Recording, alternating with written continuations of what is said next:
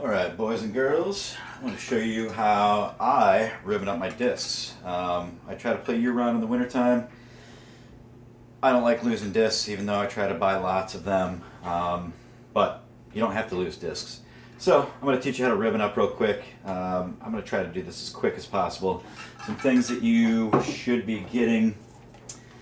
Definitely get some ribbon. Non-curling kind is the best kind. Okay? You don't want it to curl up too much, but get yourself some ribbon, something nice and bright. Don't buy white, don't be an idiot.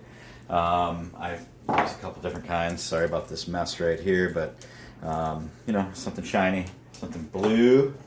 Also have a pair of scissors. I use a box cutter and duct tape. What's special about this duct tape, my friend Matt turned me onto this. This is actually, I don't know if you can see this, but non-residue duct tape. So it sticks really well, but it won't leave sticky residue on your disc when you finally do take these ribbons off.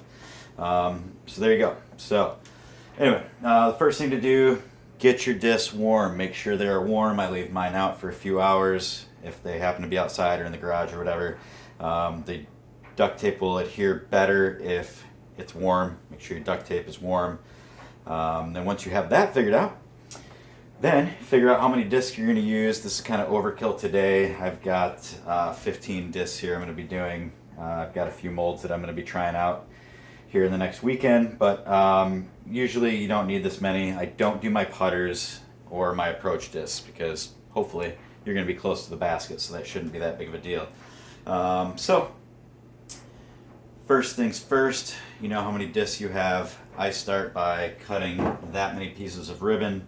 I do about an arm's length. I mean, depending on how much snow you have, that should be plenty. So yeah, stick with that. Bam, cut it. Put it in the disc, just so you have it ready to go. Arm's length, cut it, put it in the disc, so that you are all set to go. And then I proceed to do this all the way down the line. The next thing I do is cut pieces of duct tape. You don't need a whole lot, just a small amount. I'm going to show you here as soon as I can peel this off.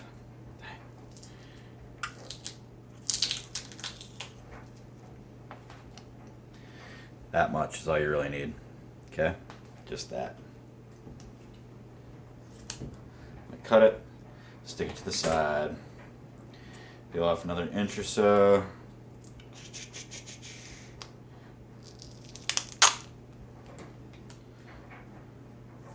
Cut it, stick it to the side.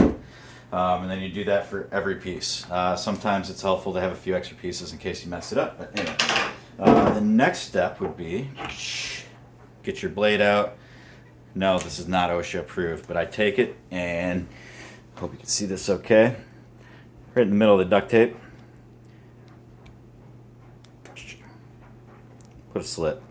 Nothing too big, just big enough for you to fit ribbon through. See, just like that. Okay, no big deal. Then, through each disc, take your ribbon, take one end of it here,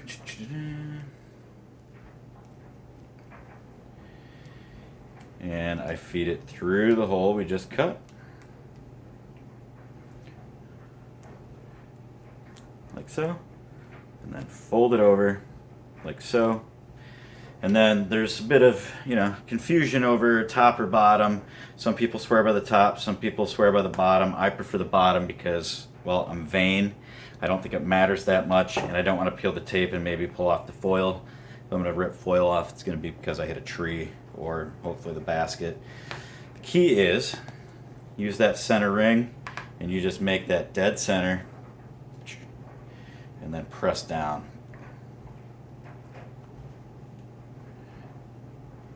You seal it down there really good.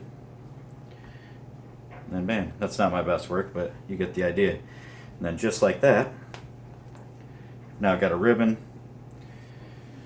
about an arm's length, and you were all set to go. So when this flies through the air, it might curl up a little bit, but when it digs through the snow, I mean, I've seen them go several feet underground, not underground, but under the snow, you know what I'm saying?